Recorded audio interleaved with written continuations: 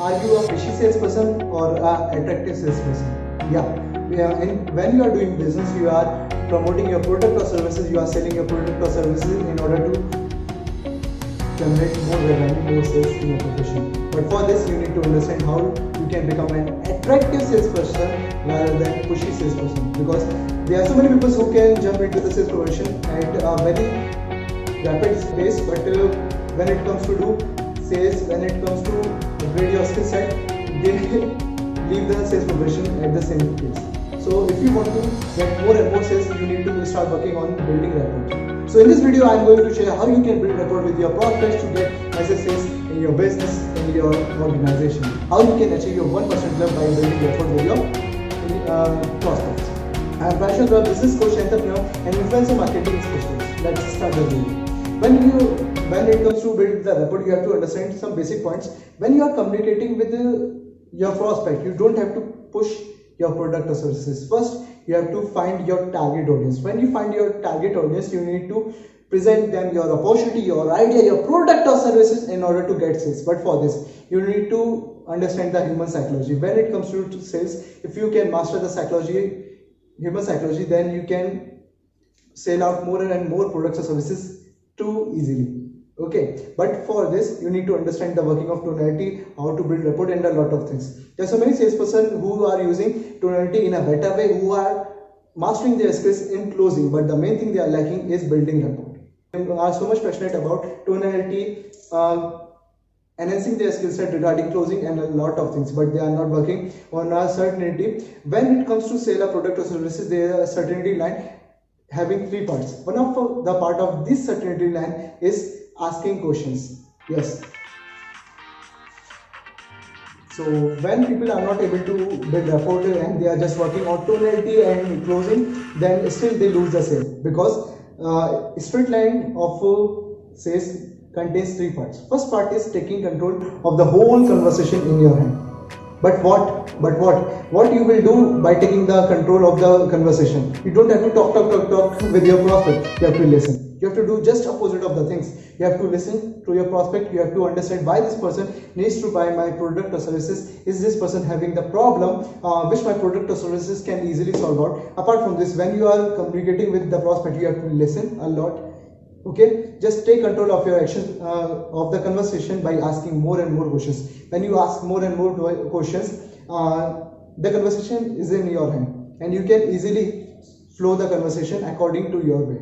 So if you want to deal out with more rejections, you can handle that conversation in that way. If you want to eliminate all the rejections in the starting, then you can choose your own path in the conversation. But for this, you need to understand how to take control of the conversation. Ask more and more questions again and again in the conversation, so you can take control of the presentation conversation. What are the things you are doing with your prospect? Okay, by taking control of the action, in some instances your prospect will ask some questions that is this product or services is beneficial for me, and a lot of stuff. Maybe if you don't know that thing at that instant, what you can do, you just say, this is a really great question and I really like to answer of that question, but before this I need to ask one question. Just ask a question to that prospect to mold the conversation according to you. When you do these type of things, you can take control of the conversation and you can easily flow the conversation in a fruitful manner. But apart from this, when you are asking questions with your prospect, there are so many people who are just asking random questions. You don't have to ask random questions, you have to ask smart questions. Yes, smart questions help you to turn the conversation in a right manner, and at the end you can sell out your product or services easily. But for this, you have to understand what are smart questions, and what are the smart questions, and for this you need to understand what are the problems this person is facing, and how my product or services can easily solve it. When you ask smart questions, simply ask about that prospect, simply ask about the problems of that prospect. When you are able to ask these type of questions, that prospect feels comfortable with you and they can easily open up with yourself. When you are encountering an introvert, the person who doesn't speaks a lot, what you can do, what is the vision of that person regarding the life or what are the problems they are facing, because you are dealing with your target audience. You already know that these problems are facing my audience, and you can easily present that you are facing from these problems, and I can easily help you to solve it with these problems. When you do this type of stuff, you have to study a lot for this. You have to enhance your skill set. When it comes to ask smart questions, there are some questions you can ask at the end, but in the middle of the conversation, you have to ask more open-ended questions. You have to dig down the problem of the prospect. When you understand the main emotional problem of the prospect, then rapport starts building, and it can help you to lead a conversation in a fruitful. Do you know what most salesperson really do in the conversation? They just provide the solution. They know that this person is suffering from that problem, and I just have to show up the solution. No, that's the biggest mistake you can ever do in your sales profession, in your business profession. What you have to do, you have to make that person realize that you are suffering from this problem and I can help you. But before this, you have to make that person emotional regarding that problem. You have to maximize the problem. You have to magnify the problems of that prospect. When the problems are so magnified, then that person get to know that I am suffering from these problems and I can't ignore them. Right now I have to work on these type of things so I can eradicate these type of problems from my life completely. And how he or she can eradicate this type of problems? By using your product or services. First, dig down the pain point of that prospect deeper up to 5 years.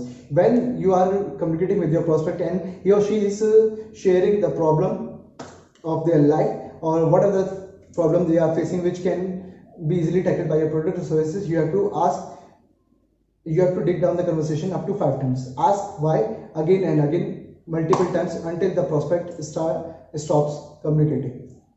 When the prospect stops communicating, you can understand that this is the level I can dig up to and I don't have to dig more. When you can get to know that these are the problems and you are able to magnify that this is the problem and I can completely magnify that you can't ignore this, then ultimately they're gonna buy. But you have to understand, people buy by emotional state, but they need to be satisfied logically. Okay, just magnify the problem of that prospect up to a much extent.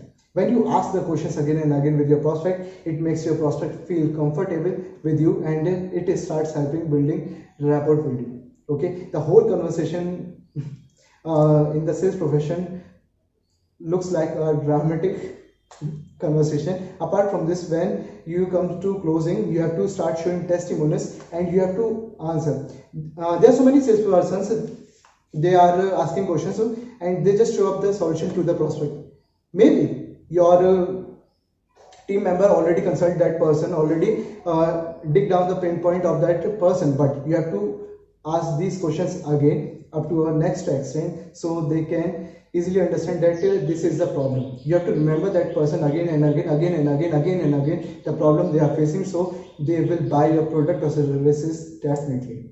Apart from this, when you are communicating with that person, maybe you are changing the shop of that person, maybe you are just changing the brand of the product or services they are currently using. So what you can do, first ask positive things, whatever the things they are using, just ask positive reviews, positive things regarding the things they are utilizing, and then ask negative things they are feeling regarding that thing. When you came to know the pros and cons of the product or services they are currently using from another brand, then you can show up the solution, so which can eliminate all the negative points from the previous product or services.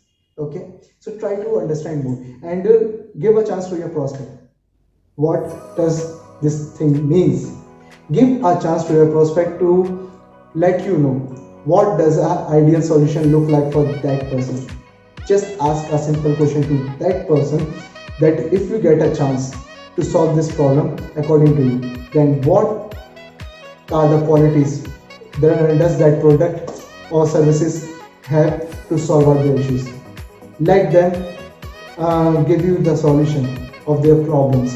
When you get to know that these are the points I have to add up in my presentation, at the end you will not hear no, you will hear yes, I want to buy a product or services, and every salesperson want to hear yes at the end of the conversation. So implement this thing and it will help you to boost up your sales up to a much extent. So if you like my video, subscribe to my YouTube channel, tap on the bell icon so you can get my video first, because I am helping people to grow up their sales skills, grow up their entrepreneurship skills, business skills up to our next step.